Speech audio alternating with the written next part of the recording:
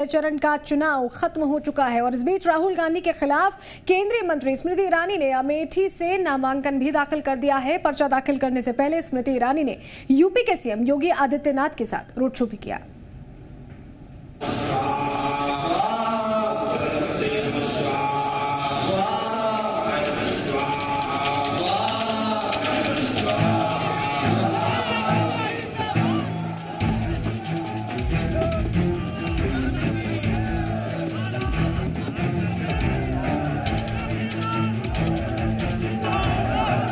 अमेठी में कांग्रेस अध्यक्ष राहुल गांधी के खिलाफ आर पार की जंग में कूदी केंद्रीय मंत्री स्मृति ईरानी ने हवन पूजन के साथ सियासी संग्राम का श्री गणेश किया।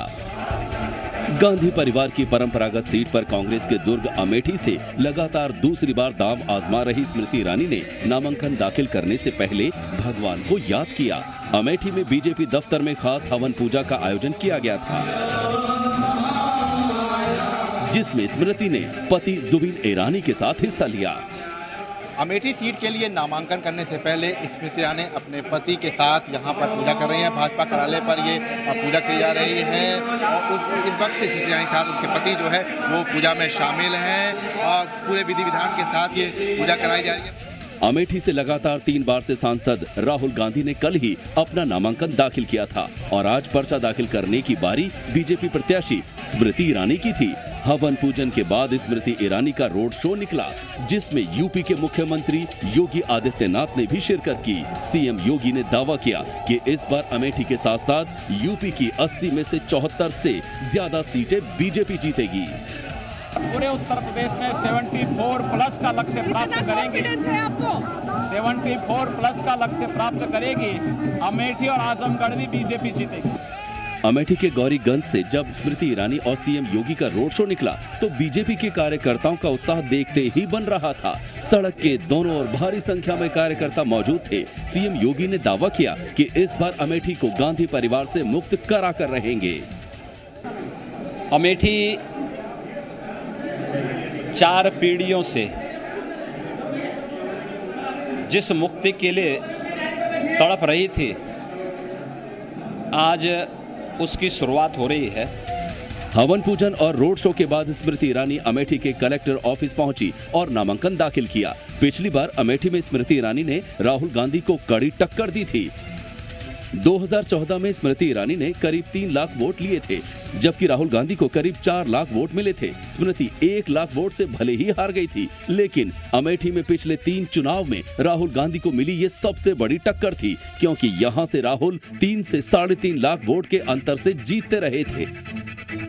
मैं 2014 में चुनाव हारी, लेकिन हारने के बावजूद राहुल गांधी से ज़्यादा मेरा न सिर्फ क्षेत्र में प्रवास रहा, बल्कि जनता के मध्य में 5 साल न सिर्फ वो यहाँ से गायब रहे, बल्कि 15 साल तक अमेठी ने उनकी एब्सेंटी एमपी होने का दुख झेला है और 5 साल अमेठी वनवास नहीं झेलना चाहते। राहुल गांधी इस बार अमेठी के अलावा केरल की वायनाड सीट से भी चुनाव लड़ रहे हैं, जिसे बीजेपी अमेठी से हार का डर बता रही है। स्मृति ईरानी कह रही हैं कि हारने के बावजूद वो अमेठी आती रही और हर दिन यहाँ की बेहतरी के लिए ही सोचती रही। 5 साल के काम का ब्यौरा भी हमने दिया।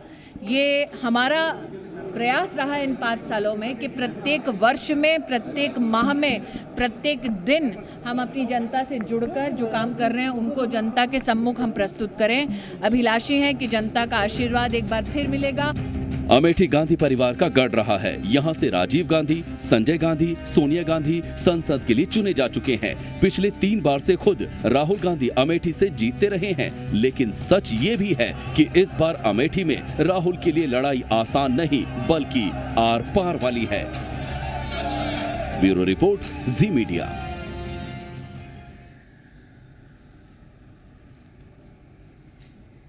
कांग्रेस के पूर्व अध्यक्ष और यूपीए के चेयरपर्सन सोनिया गांधी ने रायबरेली से नामांकन पत्र दाखिल किया है और इससे पहले रायबरेली में मेगा रोड शो किया। इस मौके पर उनके साथ राहुल गांधी और प्रियंका गांधी भी मौजूद रहे।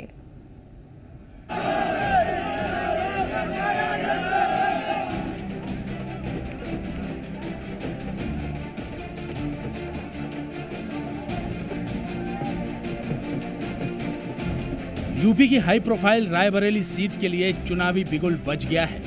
कांग्रेस की पूर्व अध्यक्ष और यूपीए की चेयरपर्सन सोनिया गांधी ने अपनी परंपरागत रायबरेली लोकसभा सीट से नामांकन दाखिल कर दिया है। सोनिया का रायबरेली में ये 5वां लोकसभा चुनाव है, इसीलिए कांग्रेस इस बार 5 लाख पार नारे के साथ चुनावी मैदान में उतरी है। नामांकन से पहले सोनिया गांधी ने रोड शो कर ताकत दिखाई। रायबरेली स्थित कांग्रेस दफ्तर से कलेक्ट्रेट तक लगभग 1 किलोमीटर लंबे सोनिया के इस रोड शो में भारी भीड़ उमड़ पड़ी। दावा है कि इस बार रायबरेली सीट सोनिया रिकॉर्ड वोटों से जीतेंगी। सोनिया गांधी के खिलाफ इस बार बीजेपी ने एक कांग्रेसी को मैदान में उतारा है। बीजेपी ने दिनेश प्रताप सिंह को उम्मीदवार बनाया है। दिनेश सिंह कांग्रेस से विधान परिषद के सदस्य रह चुके हैं, लेकिन पिछले साल उन्होंने कांग्रेस का हाथ छोड़कर बीजेपी का दामन थाम लिया था। जबकि महागठबंधन ने कांग्रेस के समर्थन में इस बार रायबरेली से अपने उम्मीदवार नहीं उतारे हैं। रायबरेली कांग्रेस का मजबूत दुर्ग माना जाता है। इस सीट पर अभी तक कुल 16 बार लोकसभा आम चुनाव और 2 बार लोकसभा उपचुनाव हुए हैं। इनमें से 15 बार कांग्रेस को जीत मिली है, जबकि 1 बार भारतीय लोकदल और 2 बार बीजेपी के खाते में जीत आई है। रायबरेली से पहली बार 1952 में पूर्व प्रधानमंत्री इंदिरा गांधी के पति फिरोज गांधी ने जीत हासिल कर कांग्रेस का खाता खोला था, जो सोनिया गांधी तक यथावत जारी है। महज 3 बार यहां कांग्रेस को मात मिली है, वो भी तब जब यहां से गांधी परिवार का कोई भी सदस्य चुनाव मैदान में नहीं उतरा था। यूं तो सोनिया ने अपना सियासी सफर अमेठी से शुरू किया था। 1999 में वो पहली बार अमेठी सीट से सांसद चुनी गई थी। इसके बाद 2004 में जब राहुल गांधी ने राजनीति में कदम रखा तो सोनिया ने बेटे के लिए अमेठी सीट छोड़कर अपनी सास और पूर्व प्रधानमंत्री इंदिरा गांधी की संसदीय सीट को अपनी कर्मभूमि बनाया। इसके बाद से सोनिया लगातार चुनावी जंग फतह करती आ रही हैं। सोनिया ने 2004, 2006 उपचुनाव, 2009 और 2014 में इस सीट पर जीत दर्ज की।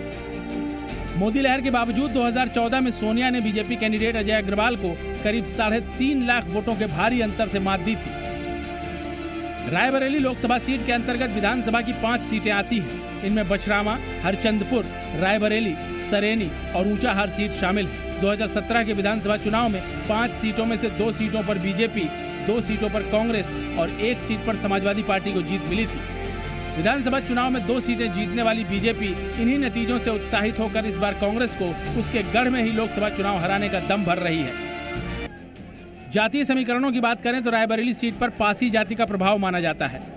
इसके अलावा ब्राह्मण, वैश्य और क्षत्रिय जातियों के लोकल नेता विधानसभा से लेकर लोकसभा चुनाव तक को प्रभावित करने की क्षमता रखते हैं। हालांकि सोनिया गांधी और गांधी परिवार के नाम पर जातीय समीकरण यहाँ कोई खास फर्क नहीं डाल पाते। सियासी जानकार रायबरेली से सोनिया की जीत तय मान रहे हैं, लेकिन नजरें इस बात पर टिकी हैं कि ये जीत कितनी बड़ी होती है। ब्यूरो रिपोर्ट, जी मीडिया। तो पहले चरण में 20 राज्यों की 91 सीटों पर मतदान के लिए जनता जनार्दन आज सड़कों पर उतरी। लोकतंत्र के इस महापर्व में वीआईपीज भी अपनी भागीदारी सुनिश्चित कराते नजर आए।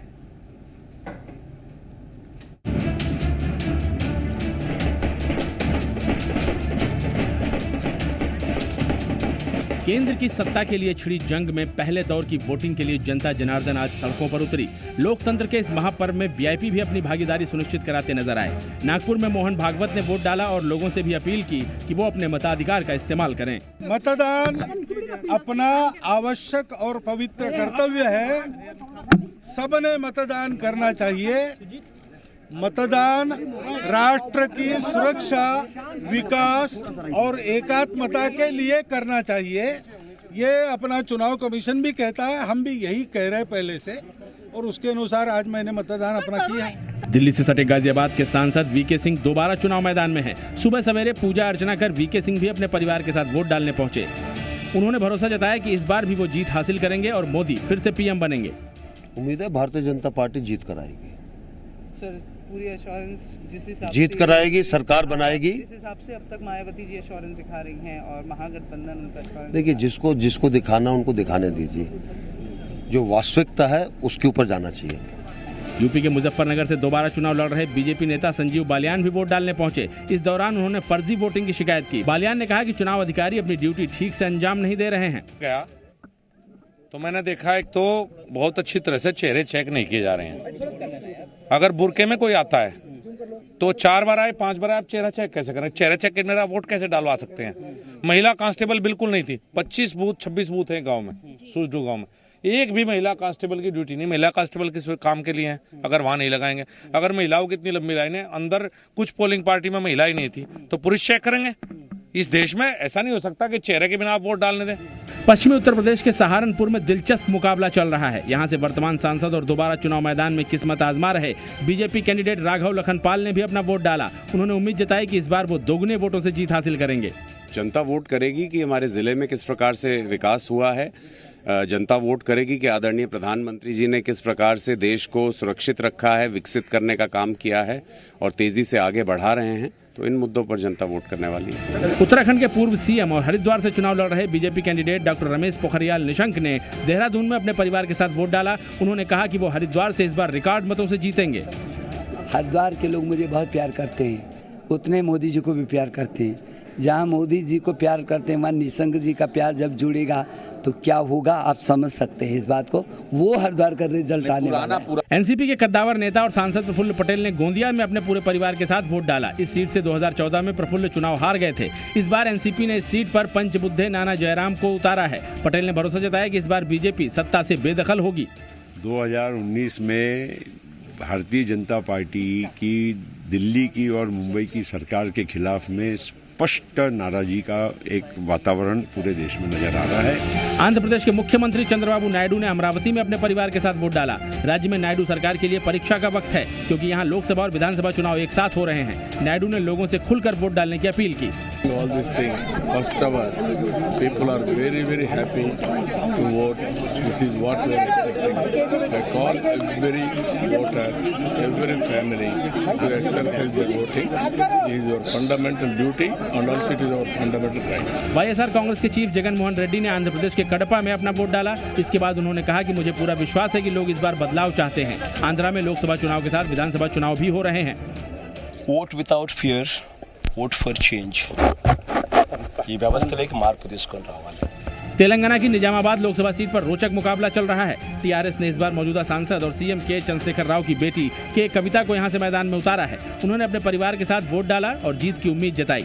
पहले दौर में आज कई वीआईपी कैंडिडेट की किस्मत का फैसला हो रहा है। देखना यह है कि 23 मई को जब नतीजे आते हैं तो किसके हिस्से जीत आती है और किसे हार का मुंह देखना पड़ता है। ब्यूरो रिपोर्ट, जी मीडिया। तो लोकसभा चुनावों के पहले चरण का 5 बजे तक का कुल मतदान प्रतिशत अब सामने आ गया है। आपको बता दें 5 बजे तक का जो मतदान है बिहार में 50.26% हुआ। औरंगाबाद का हम यहाँ जिक्र करें 49.5% मतदान हुआ है। जमुई 54% मतदान यहाँ पर हुआ है। नवादा की अगर बात करें तो 49% मतदान हुआ है। गया की अगर हम बात करें तो गया में 48.6% मतदान हुआ है। तो ये पूरे आंकड़े हैं जो हम आपको ग्राफिक्स के जरिए यहाँ पर बता रहे हैं। तो लोकसभा चुनाव 2019 की शुरुआत आज के साथ हो गई और आज तमाम राज्यों के पोलिंग बूथों पर लोग लंबी लाइनों में खड़े होकर वोट डालते दिखाई दिए। वहीं कई वीआईपीज भी अपने परिवार के साथ बूथ पर वोट डालने के लिए पहुंचे।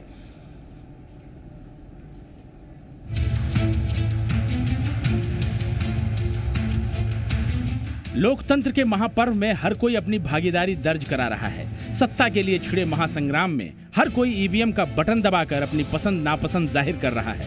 इसमें वीआईपी भी शामिल हैं। इसी कड़ी में केंद्रीय मंत्री और नागपुर से दोबारा चुनाव लड़ रहे नितिन गडकरी भी अपना वोट डालने पहुंचे। गडकरी ने परिवार के साथ वोट डाला और अपनी जीत का भरोसा जताया। जनता ने मुझे बहुत अच्छा समर्थन दिया है। कार्यकर्ताओं ने, समर्थकों ने बहुत परिश्रम किए हैं और मेरा विश्वास है कि इस चुनाव में मैं पिछले बार से भी अच्छे मार्जिन से चुनाव जीतूंगा। पहले चरण में जिन हाई प्रोफाइल सीटों पर वोटिंग हो रही है उसमें दिल्ली से सटी गौतम बुद्ध नगर सीट भी है। यहां से बीजेपी कैंडिडेट और केंद्रीय मंत्री महेश शर्मा मैदान में हैं। अपने परिवार के साथ वोट डालने के बाद महेश शर्मा बोले कि वो चुनाव जीत रहे हैं और मुझे पूरा विश्वास है नरेंद्र मोदी जी के नेतृत्व में हमारे यहाँ क्षेत्र में किए गए लगभग 50,000 करोड़ के कार्य, देश का सबसे बड़ा हवाई अड्डा मेरे लोकसभा क्षेत्र में, 12,000 करोड़ की लागत से पावर प्लांट, मेट्रो का जाल, देश का सबसे पहला आजाद भारत का botanical garden, Okhla bird sanctuary, elevated रोडों का जाल, इसके माध्यम से और प्रधानमंत्री जी की नेतृत्व शक्ति, हमारे अमित शाह जी की संगठन शक्ति को साथ लेकर हम इतिहास लिखने जा रहे हैं। यूपी की हाई प्रोफाइल बागपत सीट पर भी आज वोटिंग हो रही है। इस सीट से बीजेपी के मौजूदा सांसद सत्यपाल सिंह चुनाव मैदान में हैं। यहां उनका मुकाबला आरएलडी अध्यक्ष अजीत सिंह के बेटे जयंत चौधरी से है। हालांकि वोट डालने के बाद सत्यपाल सिंह अपनी जीत को लेकर आश्वस्त नजर आए। बागपत के लोगों ने तय किया है, यहाँ के नौजवानों ने तय किया है, वो परिवारवाद के साथ नहीं, वो देश के साथ, राष्ट्रवाद के साथ खड़े हैं। वो भावना के साथ नहीं, वो भविष्य के साथ खड़े हैं। जिन लोगों को गुमराह किया जाता रहा, दशकों तक जिनको गुमराह किया जाता रहा, इनको गुमराह नहीं किया जा सकता। यहाँ के बच्चे पढ़े लिखे हैं, यहाँ के नौजवान अभी समझदार हो चुके हैं और इसलिए उनको बहकाया नहीं जा सकता। वो जो है भारतीय जनता पार्टी के पक्ष में वोट करेंगे और हमारी भारी बहुमत